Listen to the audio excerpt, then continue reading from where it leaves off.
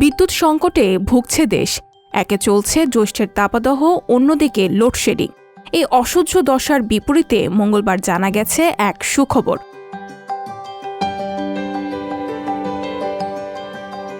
দেশে প্রথমবারের মতো ভাসমান সৌর বিদ্যুৎ কেন্দ্র চালু হয়েছে।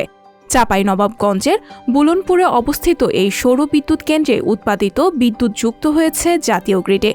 শুরুতে প্রতিদিন 2.30 মেগাওয়াট বিদ্যুৎ যোগ করবে এ কেন্দ্র।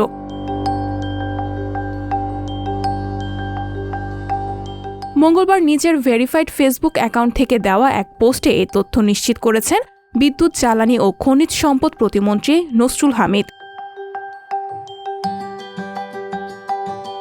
পোস্টে প্রতিমন্ত্রী লিখেছেন, চাঁপাইনবাবগঞ্জের বুলনপুরে বাংলাদেশের সর্বপ্রথম ভাসমান সৌর বিদ্যুৎ কেন্দ্র জাতীয় গ্রিডের সঙ্গে যুক্ত হয়েছে। বিদ্যুৎ কেন্দ্রটির মোট উৎপাদন ক্ষমতা 2.30 মেগাওয়াট। প্রকল্পের ফলে একই জলাশয় থেকে মিলবে মাছ ও বিদ্যুৎ। আগামী কয়েক মাস আমরা ওই জলাশয়ে মাছের বৃদ্ধি নিবিড়ভাবে পর্যবেক্ষণ করব। পরিবেশগত ভারসাম্য অটুট থাকলে পরবর্তী সময়ে দেশের বিভিন্ন জলাধারে আমরা আরও বড় পরিসরে বিদ্যুৎ উৎপাদনের উদ্যোগ নেব।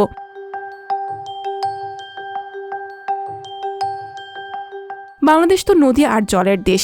সরকারে এমন উদ্যোগ বিস্তৃত হলে মিলবে পরিবেশ বান্ধব বিদ্যুৎ। যে গ্রিন এনার্জি নিয়ে দুনিয়া জুড়ে চলছে নানা প্রচেষ্টা, আর বিদ্যুতের সঙ্গে জলাশয়ের যোগে বাড়বে পুষ্টিদায়ক মাছের উৎপাদন। মাছে ভাতে বাঙালি প্রবাদ আবার যেন ফিরে আসে দক্ষিণী বাংলায়। সঞ্জিতা শম্পা, সংবাদ প্রকাশ।